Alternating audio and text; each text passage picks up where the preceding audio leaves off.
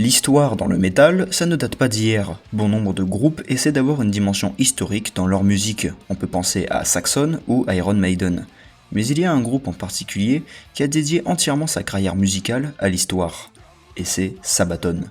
Sabaton est un groupe de power heavy metal suédois formé en 1999. Ils ont 9 albums à leur actif et un prochain devrait arriver en 2024. Le groupe parle vraiment d'histoire en général. Ils ont fait 2 albums et 3 EP consacrés à la Première Guerre mondiale, un album sur les héros de guerre et même un album sur l'histoire de la Suède. Aujourd'hui, nous allons parler de leur 2e album studio, Atero Dominatus, et plus particulièrement de la chanson éponyme de l'album. Ce qui nous intéresse dans cette chanson, c'est l'histoire qu'elle raconte, à savoir la bataille de Berlin. Cette vidéo sera donc un peu plus historique que les autres, car ici, nous allons raconter la bataille de Berlin à travers la chanson de Sabaton. Nous verrons ainsi comment des artistes métal représentent un événement historique majeur. Nous nous poserons également la question de savoir si Sabaton glorifie cet événement ou au contraire tiennent-ils un discours antimilitariste.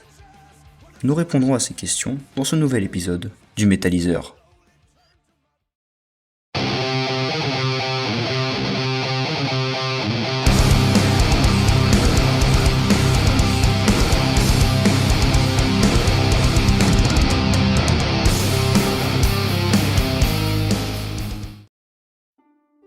Cela fait déjà 5 ans que la guerre dure et l'Europe est déchirée par le conflit. L'Allemagne va mettre en place l'opération Barbarossa.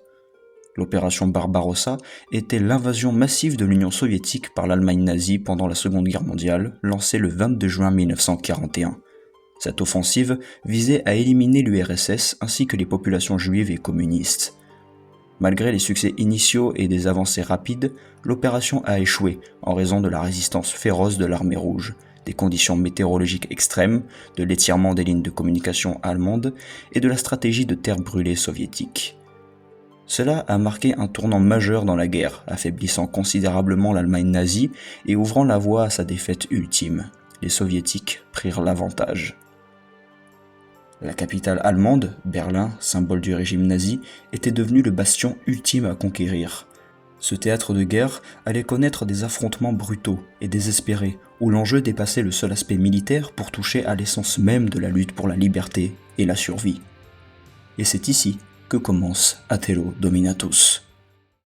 Atero Dominatus. Berlin is burning, denique interimo. The light has fallen. La bataille de Berlin a lieu du 16 avril au 2 mai 1945. Ici, le groupe raconte l'histoire du point de vue des soviétiques. Sabaton débute la chanson avec le refrain, où chaque ligne vocale est entrecoupée de blanc. Cela donne l'impression que quelque chose d'imposant arrive, en référence à l'arrivée des soviétiques sur Berlin. Atero Dominatus signifie « détruire la tyrannie » en latin. Le titre fait évidemment référence à la chute de la tyrannie allemande à l'issue de cette bataille. Cela montre déjà la détermination des soviétiques à renverser les forces ennemies, comme le témoigne également cette phrase « The Reich has fallen », soit « le Reich prend fin ». Puis, la batterie arrive et le riff de guitare vient également. Le tout est épique et nous laisse imaginer les forces de l'armée rouge entrer dans l'enceinte de la ville. Puis, le premier couplet commence. Nous nous tenons aux portes de Berlin, avec 2,5 millions d'hommes et 6000 tanks dans nos rangs. Les forces soviétiques, sous le commandement du maréchal Choukov, ont attaqué la capitale défendue par les forces allemandes et des unités étrangères sous le commandement du maréchal Schorner. Les soviétiques ont encerclé la ville, lançant une attaque massive depuis plusieurs directions. Ils étaient 2,5 millions, accompagnés de 6000 tanks. Avec en tête la phrase du maréchal Choukov « Servez-moi Berlin sur un plateau ». Puis, le refrain reprend pour nous emmener au cœur de la bataille. Les combats ont été féroces, avec des affrontements de rue brutaux, alors que les troupes allemandes et soviétiques se battaient maison par maison. Le deuxième couplet relate les horreurs de la guerre. Des millions de vies ont été perdues, le prix doit être payé. Cette phrase nous amène à penser que cette bataille est une ultime vengeance sur l'Allemagne. Puis vient la phrase « Nous sommes au cœur de Berlin ». Ça y est, ils sont dans Berlin, et comme l'indique cette phrase, le bec de l'aigle est tombé.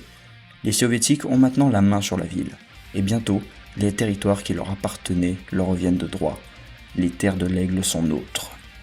Le refrain se fait suivre par une partie instrumentale très mélodique avec un solo pas très technique mais efficace. Cette partie mélodique représente l'espoir qu'ont les soldats soviétiques. Ils voient la fin de la guerre arriver et continueront de se battre jusqu'à la mort pour que celle-ci s'arrête. Ceci se confirme avec le bridge qui suit le solo, lutter, mourir à Berlin.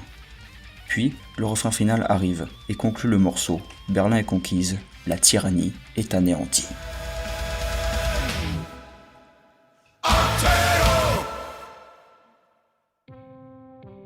La bataille de Berlin a été brutale, pour les guerriers mais également pour les civils. On compte 80 000 morts et de nombreux dégâts matériels. La bataille a été caractérisée par des combats de rue acharnés, des bombardements massifs et a finalement abouti à la chute de Berlin aux mains des soviétiques, marquant la fin du régime nazi et la capitulation de l'Allemagne. Par conséquent, la fin de la guerre. Cette bataille décisive est donc un symbole de libération pour l'Europe. C'est la fin de la guerre et un retour à la paix. Il y a donc un aspect libérateur et même épique. Et Sabaton a pris cet aspect-là pour créer sa chanson. Ils décrivent une armée de soldats qui viennent pour libérer l'Europe des griffes de l'aigle. On a donc cette notion de bataille épique qui se conclura par un retour à la paix.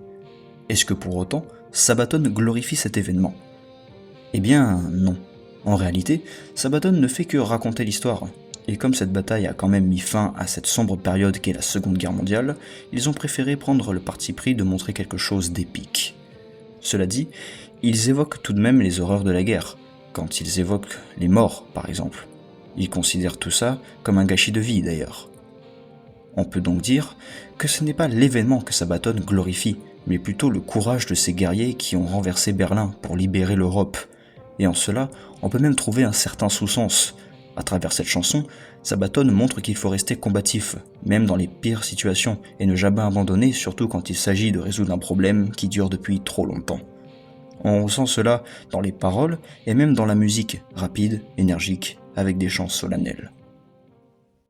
Nous avons pu résumer la bataille de Berlin selon Sabaton. Et cela nous a permis de savoir que Sabaton ne glorifie pas cet événement, mais qu'il glorifie le courage de ces hommes morts au combat, tout en évoquant les horreurs de la guerre. Et c'est ainsi que je peux conclure que Sabaton tient plutôt un discours antimilitariste. Comme je l'ai dit précédemment, il ne cherche qu'à raconter l'histoire.